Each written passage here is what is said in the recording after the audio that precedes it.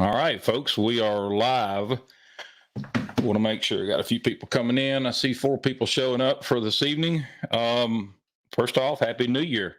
2021 is gone. 2022 is full steam ahead. Man, the tournaments are starting to roll in. We're getting plenty of new ones coming on board. We got some new clubs coming on board.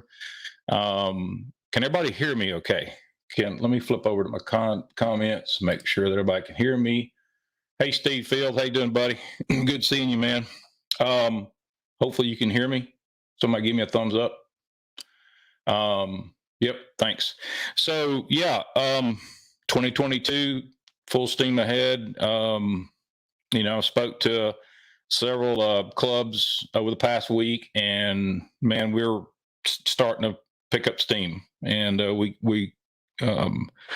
we're so blessed with, as I posted earlier, we're so blessed with the community we've got. This is the starting of our 8th year with Tourney X. November will actually be, that 8th year, and I just go and count this as 8. But we are so happy to be around, so happy to be able to serve you guys with our app. And so tonight, our guest is the Commish from Queen City Kayak Bass Fishing, and I'm going to hop over and bring him in, and we're going to get this ball rolling. I got some questions for him tonight. We're not going to, if you got questions, put it in the comments, and we'll go forward with that. But let me bring him in, and hopefully I can get this done right. Flip over here a minute. Y'all bear with me. Still learning. There is the Commish. Vinny Ferreri. How you doing, buddy? I'm doing well, man. How are you? I am excellent, man. We had I was telling Vinny earlier that my day job, last night I got in bed about 11 o'clock after doing some work with my programmers late, and laid down about 11:30 last night. My phone rang at 1 a.m. and I had to go to work. So I worked till 10 o'clock this morning, with 2 hours sleep. Got home, crashed, woke up around 3 o'clock and ready to go again. So that's the day job. It just happens. But we are so happy to have Vinny on board tonight. This whole attorney talk deal, we're featuring our directors from around the country. Lord, we've got, at last count I went through. Now these are directors that have, come and gone, and we have directors that come on board and they say, "Oh, I want to be a director," and they run for a little while, and then they're gone again, right? So last count, I've got 1,100 directors in Tourney X. So wow. Give you an idea of how many people have signed up to be a director, and then they're either passed on, but the majority of them are still with us. We're close to 77,000 users. Vinny, man, I tell you,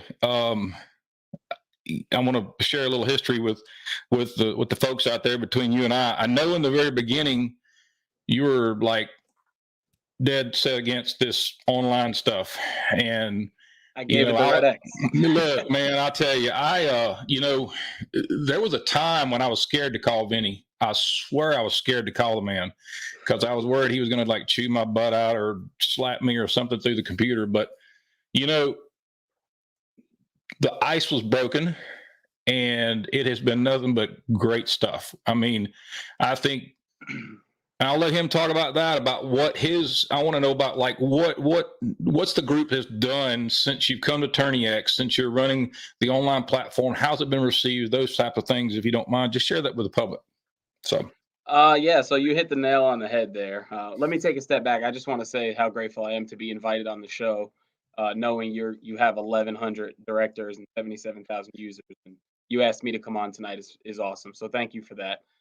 Hey to the few guys on the comments that are saying, hey, if you're in StreamYard and you're not logged in, we can't see who you are. So just keep that in mind. We see Facebook user, not your name. So thanks, man. Just a little StreamYard tip there.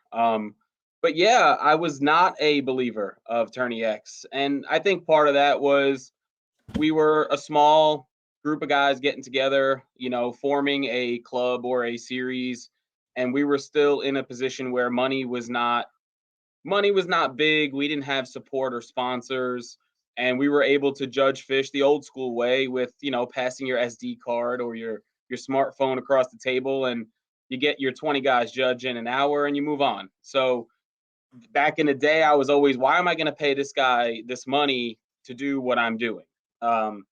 As we grew, that quickly went away. You said you were afraid to call me. One day you actually told me in a comment, are you a customer? And I responded politely, and I'm not. And you were like, well, keep your comments to yourself. And that probably pushed me towards coming, because that's how I function. I don't have time for nonsense. I don't have time for BS. And you were straight up, and I like that about you, and you're still straight up. So I appreciate that as a business owner. But yeah, so we got really large, probably, I guess I could say really quick, and realized it was time to get away from the over-the-counter cash your phone and get something more professional. So we went your way with Tourney X a little more than 2 years ago. We're going into the better part of year 3 now with the app and the program. And I don't have any negative feedback, honestly, about Tourney X from the guys. And we have a lot of guys. We can talk about club size as we go. But if there's ever a bug or an issue, it's a simple, hey, Dwayne, this is happening. What do we do? And it's fixed in a matter of minutes. So all positive feedback. I have no intentions of leaving for another system. This season, we're here for Tourney X, and I plan on working with you for the future. Man, I appreciate that. I mean, it's I like, you and Mary both call me and like, this is not doing this, or this is not doing that, or, oh, can we do this? Can we just make it like do? And I'm on board, man. I'm there, because if I can help you, think of the other directors I'm helping too. So, and we need to pass that on, just like we're doing right now. We're having this conversation. We're putting this up on YouTube for other directors to come back and listen to it and say, hey, this guy's doing this. He's a director. He's got, 100, 120 anglers per event. How did that all come about? How did, that wasn't done overnight, of course. And so, but there's other directors that we talked about this last night. There's other directors that might want to do this, and I get it. But then there's directors that start it and then they just say, no, that's not for me. And that's fine. But, you never know what it might turn into. I think one of the best things in this relationship that we have is the fact that we've been able to say, hey, we need this, and you make it happen. Like, I know I'm different. I know some of the stuff we do as a series is different than a lot of or even all of your other series. But the main one that comes to mind is the check-in feature, right? We mandate anglers use the check-in feature. I think it's a great feature. I think it opens up more of the lake, and I don't have to worry about somebody potentially cheating or launching at an illegal spot.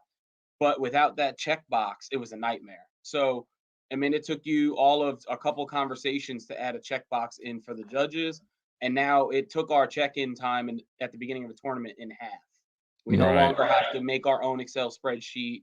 We no longer have to worry about, did we get this guy already? It's right there in front of us on the director page. And from all the directors that you work with, I just want to say thank you for that, because that's huge for us. We need that on the backside. Well, let me say this. When I built Tourney X, or when we started this whole thing, I was an angler. I'm an angler just like you guys are. Man, I love to fish. I'm passionate about fishing. I love to hunt and fish. Okay. If I'm not working, I'm either thinking about doing one of those two things. I probably competitive fish as much as anyone out there, if I can and when I can. But the main thing is that I want to be treated the way you want to be treated. I want to do what's best for the anglers. I want, what I'm saying? It's not about, but I mean, that's what we want to do. We want to be able to, if I put myself in their position when they're out on the water. I want to keep things simple. I want things simple, quick, and easy. And, too much clutter is just not worth it to me. So, absolutely. And then when you, like I say, when you call up and say, hey, can you do this, and this, it's like the check-in box. You're like, hey man, can we just have this where I could just like check the anglers off as they're coming through the line? I can zoom through, I know they're here. I can export that out now. At first I didn't think anything of it, but now I can see it. When you have that many people coming through, you put it on a piece of paper and you lose the paper. Well, now it's there, it's saved, and you always go back and check it. So anyway, we appreciate you bringing that on board and saying, "Hey, let's get this. We need it." I So, hope other people are using it too. I hope it's not just Queen City. let's go way back. Let's talk about Vinny himself. So, I want to know, when did Vinny start fishing? How far back, man?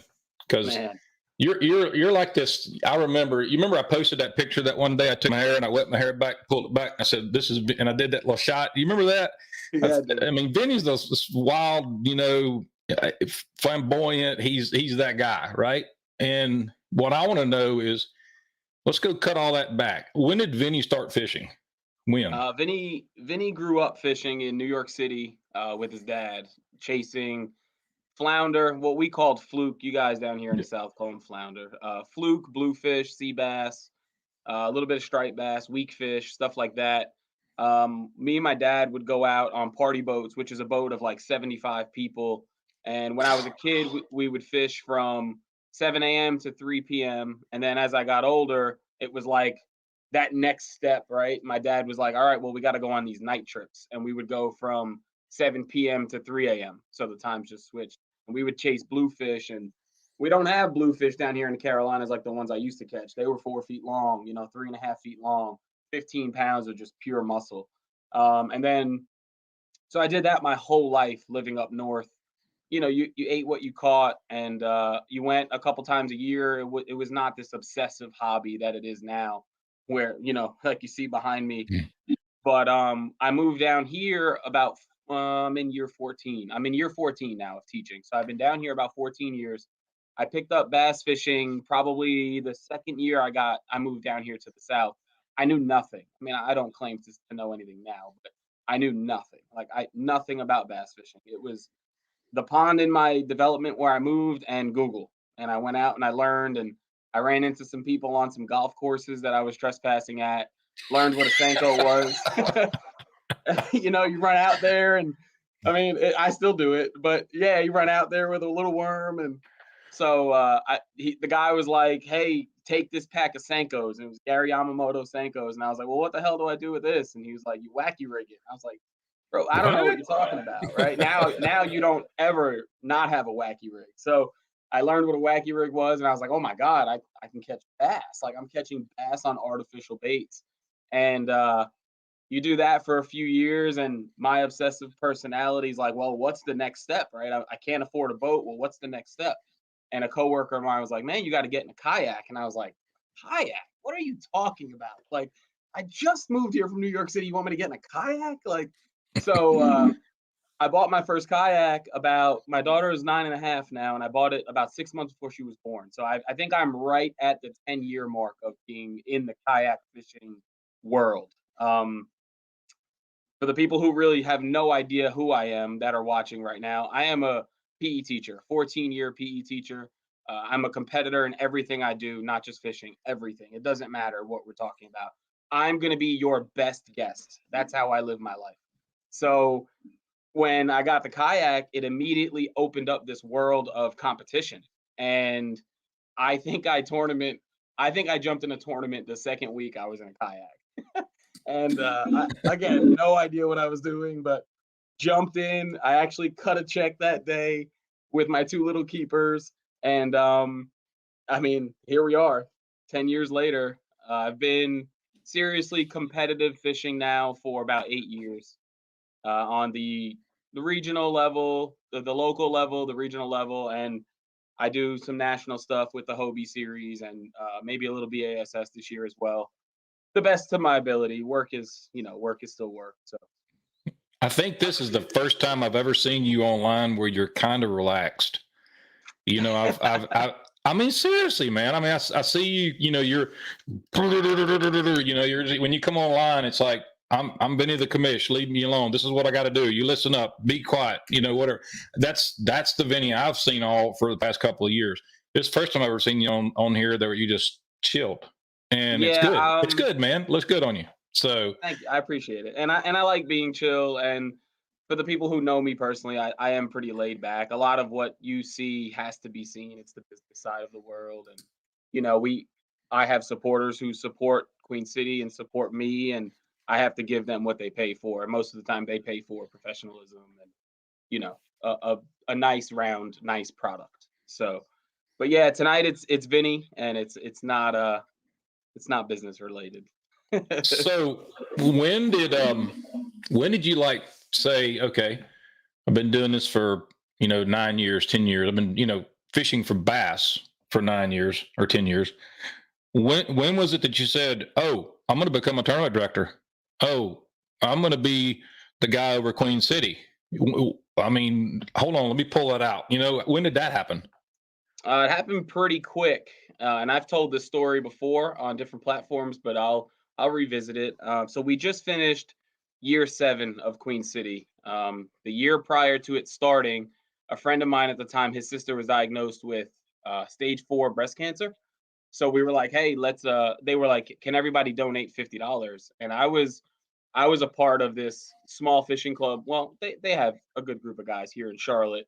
And I was like, I have this resource with all these good people. I was like, we could get more than $50. Like, what are we talking about? So I went to the guys and I was like, hey, what if we did a charity fishing tournament? I had no idea what I was doing, right? So we throw what we called the first ever fishing for boobs. And I want to say we raised about 500 instead of the 50 that they were asking for. So we donated it.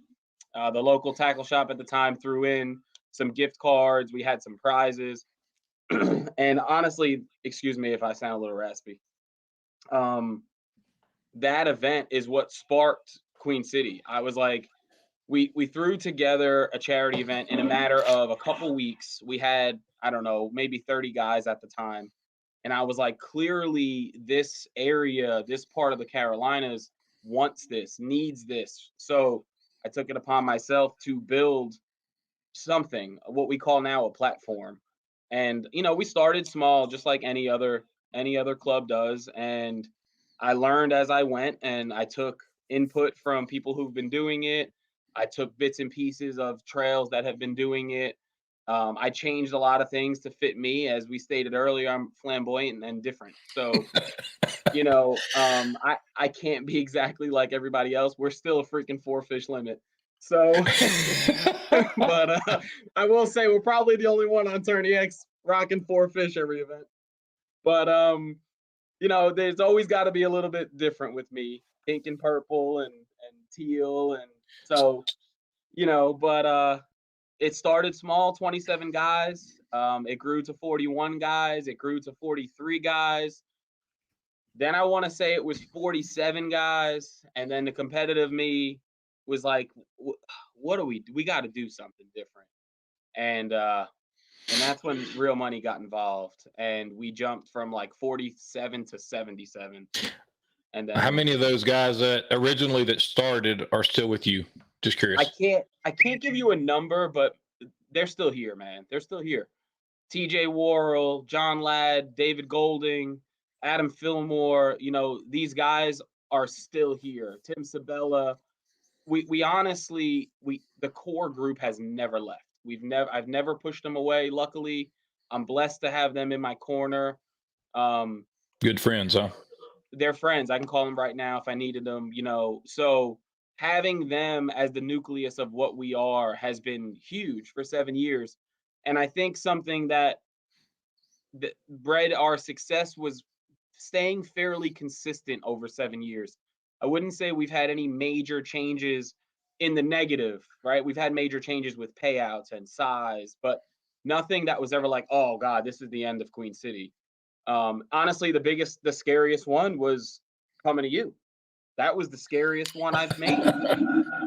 It's the honest truth. I was like, man, now I have to teach these people who can't even read Facebook how to use an app, and I'm going to charge them for it.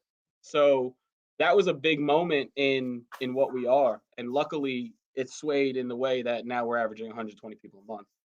That's awesome. That's awesome.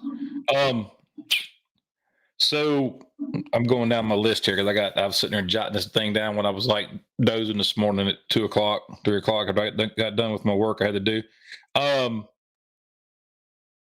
So what advice, I'm going to go back to this part.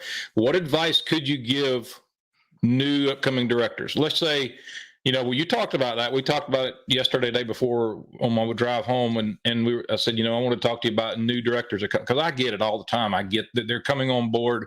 I mean, I see Marvin's in here. Marvin, he's been knocking it out on the West Coast, and there's and Randy down in Florida, he's here, and Steve Fields with Hobie, and they're established.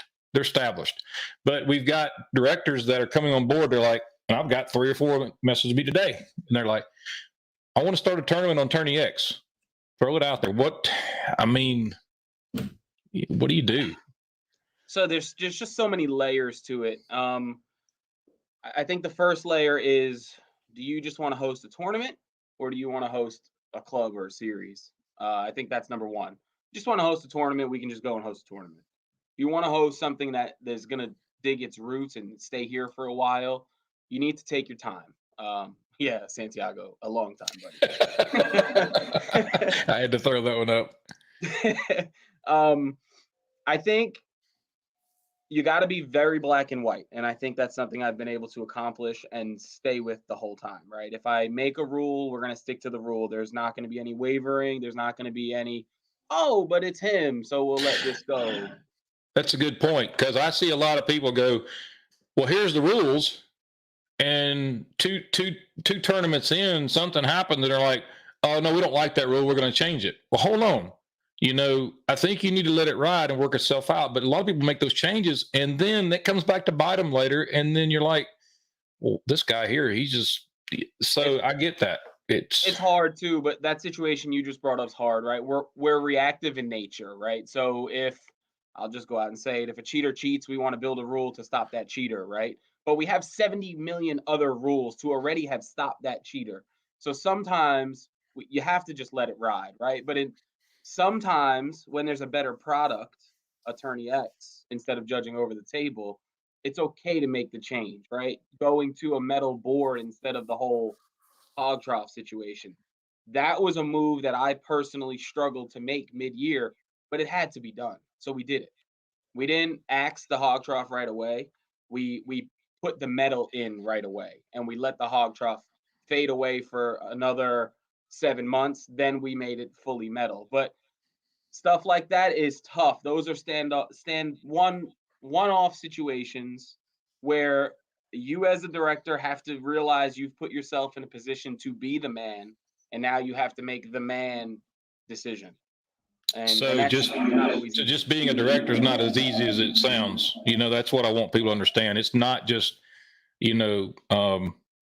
just that easy to just do it. You need to sit down and set a path and make sure you follow that path, but don't get keep it simple too, to a point. Keep it simple, have goals, and then reach out to the people who are successful. Reach out to your local, if there's another local director, if there's a national director. I help directors. Anybody who reaches out, I offer help. I know AJ, I won't speak for AJ, but I know AJ would offer help. So you have to reach out to the people who are doing this. Otherwise, you're going to make the same mistakes that they either corrected already or were about to make in their past. So, speaking of all that, what's probably the hardest part of being a director? Just a couple, maybe. I'm just going to use the word patience. We're just going to put patience at the top, and we can just fill a whole bunch of stuff under it, right? Patience with, I feel that I grew what I grew here, and I say I, but it's not I, it's we. What we grew here slowly. And I feel that by growing slowly, it was the right way to do it. Could I have jumped in the game and went for guaranteed money right away? Maybe. I don't know if it would have worked. So I think the fact that I chose to go slow helped us in the long run.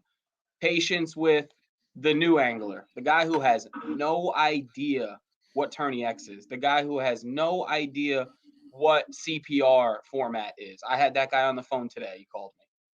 Patience with the guy who still asks me where the rules are posted, and they've been in the same spot for 7 years, right? Patience with It's everything. So just Yeah. overall patience.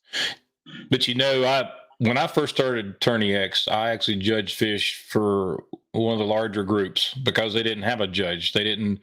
So I took it upon myself that kind of springboarded us to where we are. But I judged for a whole year, and I judged probably about 12,000 fish in a year. Okay, that's just that's monthlies, series, and all this. And one of my hardest things was to disqualify an angler or disqualify fish in the beginning. But this goes back to a couple of things. Just like you said, patience, the education, all those come into play that we as anglers that have already done this and we've traveled down this path, if we can reach out and teach, 3 or 4 or 5 people what we're doing, how we're doing it, then they can then teach 5 or 6, 7 people, and therefore it just keeps growing. Because there was times that a guy would submit a fish and the hand be in the wrong spot, and I'd have to disqualify it, and it would cause him to lose money. He would call me, he would chew me out, but I think we made them better anglers down the road, if that makes sense.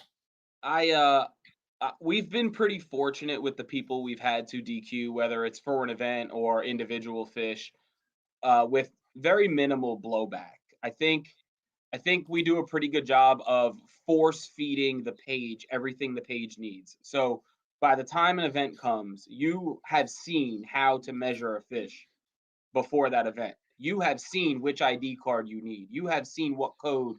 So if at that point they mess up, I think for the most part, and I'm sure some people were mad at me, but for the most part, they understand, man, I made a mistake. I got to fix this next time. And luckily, we don't have many repeat DQ offenders, right? If they had a pinky under the gill, it's usually just that one day they put the pinky under the gill and then never again. So, and I speak as if I've been judging very long. I've never played full-time director. I did a lot of judging on phones, but as far as Tourney X, 2022 is my first year full-time sitting behind the screen. I've been competing for I've got a word here. It's called mastermind. Okay. You're like and I wrote that down this morning because I think of you being that mastermind, that person in the background that's, always coming up with these ideas. And then of course you got Miss Mary over there that she slams a hammer down. Okay. And then Mr. Cox, I think was Cox, wasn't it? That at one time he was helping you do a lot of the judging and running that part of it. But you were like the guy over there doing this with the strings. And I get it. It's layers. It's layers. You can't do everything. You have to have support from a group. So I get it. You don't have time to judge because you're taking care of all the other things that have to be done. Well, selfishly, I was fishing. Shame on you. I am now I'm now stepping away, and I will be the mastermind. But yeah, shout out to Brad Cox. He was him and Mary were the judges for the past 2 years. Brad is moving on and leaving the Queen City judging family. Mary will be here in 2022 judging for us. I will be judging, and we will be hiring outside judges as needed as well. We're trying to do some other things. Shout out to Mary. Mary's something else, man. She's the glue that keeps it all together. I know when I call, she'll answer. She'll say hello, and then we'll get into conversation, and she'll it's like it's a great conversation with her. It really is, and I've had some good times just visiting. So yeah, we got to give her a lot of credit. I mean, this whole Queen City thing takes a lot of time, and she knows that, and I can only do it because she supports it. So huge shout out to her. She will be judging your fish again this year, guys. So good luck. So back to the director thing, sponsors, scheduling, meetings. Those are things I wrote down, just the topics, live events versus monthly events. I mean, those are things that a lot of people shy away from the monthlies because they're like, oh, we don't want to deal with the monthly crap. You know what I'm saying? But I think there's a time and a place for those things. There's a good place for monthly events. I call them monthly. People call them online. Yeah. Yeah. So can you talk about those things a little bit? Because I know you have both. Yeah. So one of my big things that I say to anglers and sponsors here is the word opportunity, right? It's my job to give you an opportunity to fish with us. It's nobody else's job. It's not your responsibility. So I'm giving you the opportunity. So when we came on board with you and Tourney X, it opened up an opportunity to host an extra event every month with minimal work. No setup, no venue, no no real event stuff, no food, no going anywhere. So I can now host a live event every month, what we call a trail event, and then an online event for almost no work, and give guys an opportunity to count those fish that they're catching on Tuesday for money. So we host 12 online events a year, one every month. 50, they're going to be $54 next year because PayPal went up a little bit. And the only stipulation is you have to be a Queen City member, which is a nominal fee that you pay once a year. And they get to fish 12 online events throughout the year. Now, these events are not huge. There's no guaranteed money. There's no added money. But people are going home with $400, $500, $600 a month for submitting fish they're catching on weekdays. So again, to me, it's an awesome opportunity. Gotcha. I know you have a ton of sponsors. You're legitimately going out finding sponsors to support Queen City KBF. It goes back to everybody's like, like I said, the new directors coming on, or they want, how did they do this? How did they do that? I mean, you actually go out and solicit business. It's a business deal. So we'll talk about that in a minute. Yeah. So this goes back to what I said about building slowly, right? When we started year 1, 2, 3, it might even be, no, it had to be 1, 2, 3. There was no real money involved. It was, you go to a tackle shop, you get some gift cards, right? Shout out to Adam and Huntfish Paddle back in the day. You go to a custom crankbait painter and you say, hey, throw some product on the table, right? It was never, hey, can you give X amount of dollars to support this so we can do this, or so this person can be paid. And it started slow. And then a few years in, now you have a couple thousand people on the page. You're creating business for these businesses. And at this point, it's with nothing in return. So that gave me the platform to say, hey, I'm making you so much money because you're posting on the page. You're getting this much exposure. This is what I'm looking to do. How do you feel about throwing some money towards it so we can continue to promote you? So it started with, I wanted to guarantee $1,000 first place prizes. So I went to companies and I said, I need you to make up the difference between how many people I have and $1,000 payout. Will you do it? And this was year 4. And we got, I want to say at that point, it was 8 companies that jumped on board. They covered the difference. We were guaranteed 1,000. And that was the start of why I'm on your show today. That QC 1000, it was the explosion that had 96 people at event 1 on Lake Norman. We had never broken. We had never broken. So I dropped this QC 1000 news. I prepped for 75. I had 75 identifiers, 75 waivers. 96 people showed up. Good. That's great. Wow.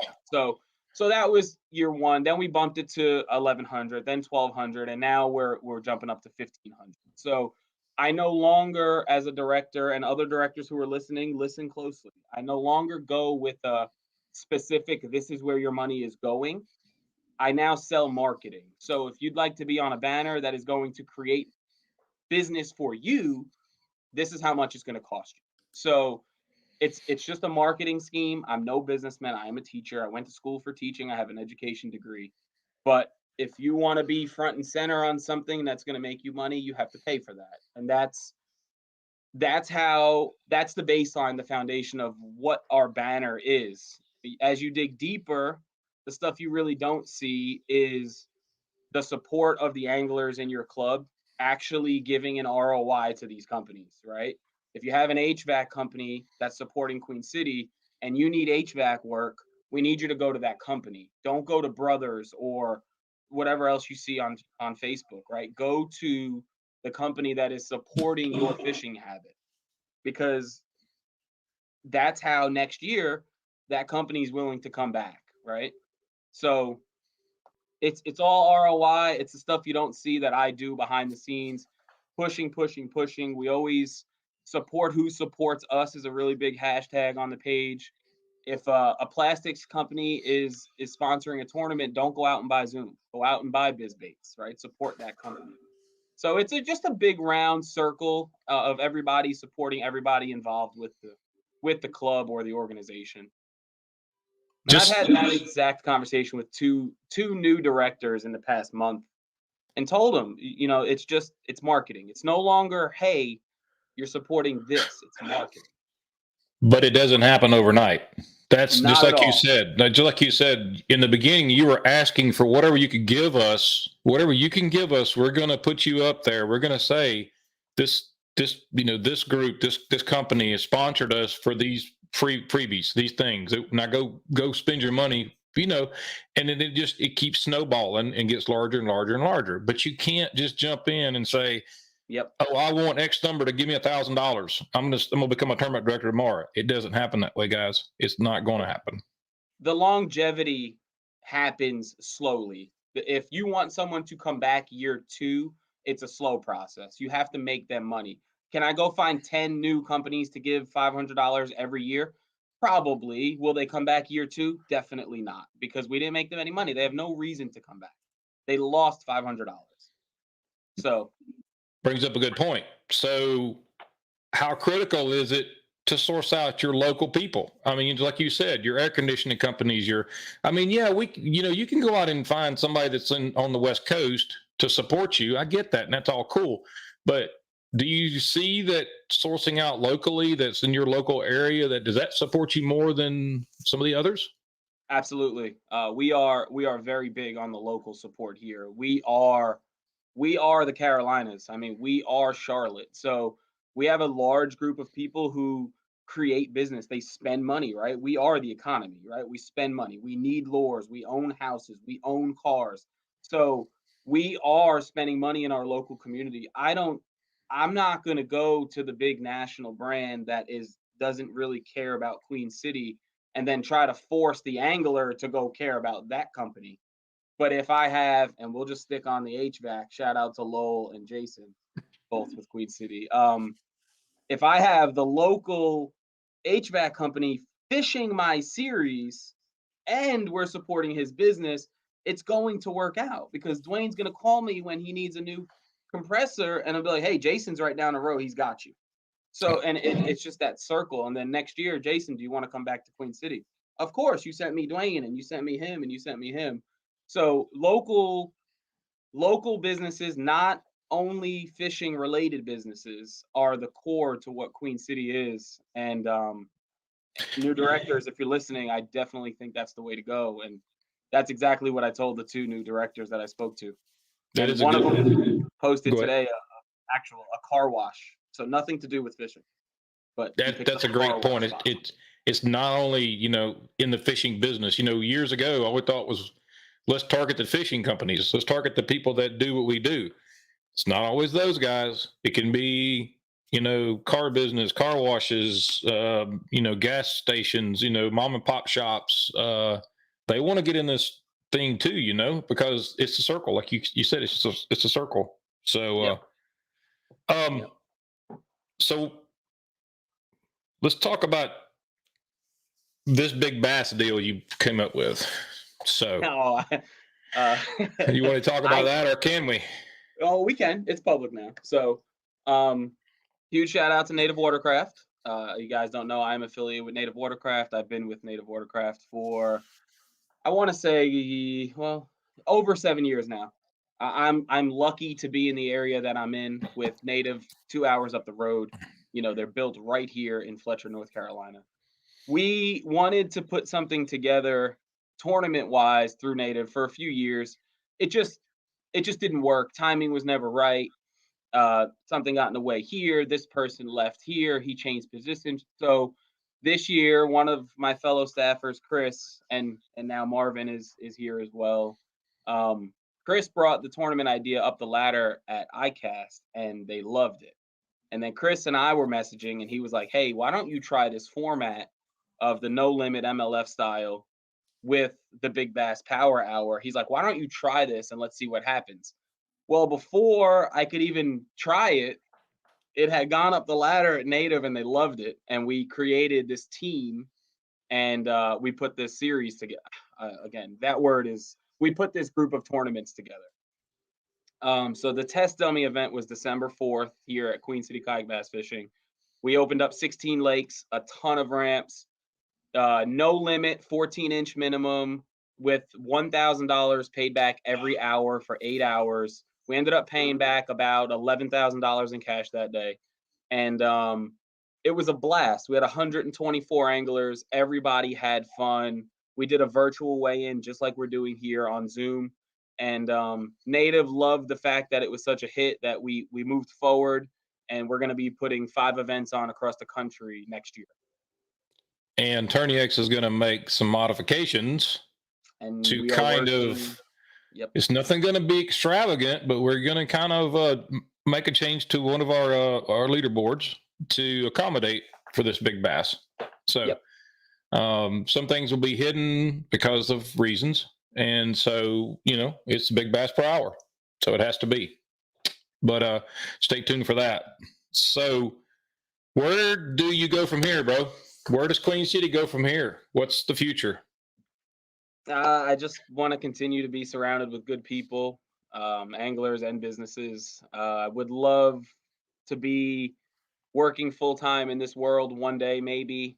I do have a great job and a great coworker, and my daughter goes to school where I teach. So it's one of those things, right? It would have to be perfect to actually leave my situation, but maybe one day I'll be working full time in this realm of kayak fishing and marketing and directing and things of that nature. But I'm looking forward to 2022. I'm on COVID lockdown right now. I actually have COVID, so I was stuck on the computer all day today, working for the guys for the club. I dropped some really, really cool announcements today. We're giving away 4 kayaks next year. We actually picked up a couple sponsors today. I dropped announcements for. So I move slowly, purposely. I brought the BASS Bass Nation Kayak Series here to the Charlotte region as well. So Queen City, CKA, and Central Kayak Anglers are going to be hosting the BASS events next year with one state championship in September. So that was the big push for 2022, and we made it happen. So that's pretty exciting. But I don't have anything extravagant planned. If it's not broke, don't fix it kind of deal. We're bringing the Big Bass Power Hour in April. We're bringing the BASS in September, and we have 10 trail events scheduled with Queen City plus the championship. So plus your 12, you've got 22, 23, 24, 25 events somewhere in that area, maybe total. Plus the co-ed, plus the charity. Yeah. Don't forget those.